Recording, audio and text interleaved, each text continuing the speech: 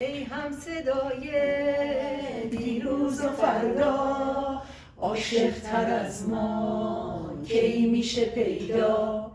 وقتی تو باشی هر لحظه با من، فرقی نداره اینجا و اونجا.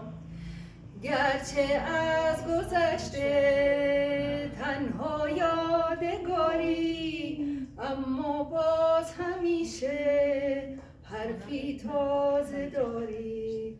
ای هم صدای دیروز و فردا، عاشق تر از ما کی میشه پیدا؟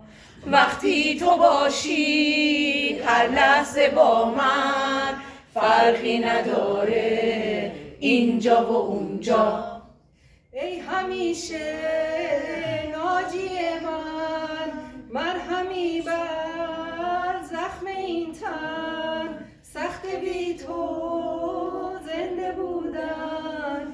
این روزا که عاشقی هم دیگه از یاد رفته کم کم، با تو عاشق، با تو خوبم، با تو روز بی غروبم.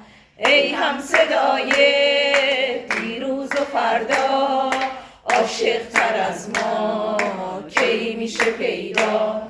وقتی تو باشی هر لحظه با من، فرقی نداره اینجا و اونجا.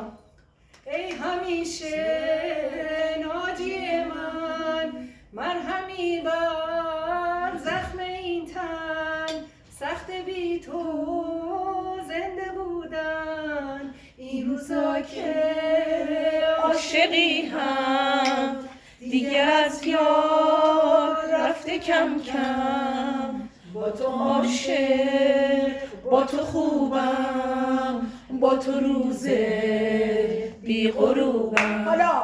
ای هم صدای دیروز و فردا، عاشق تر از ما کی میشه پیدا؟ وقتی تو باشی هر لحظه با من، فرقی نداره اینجا و اونجا.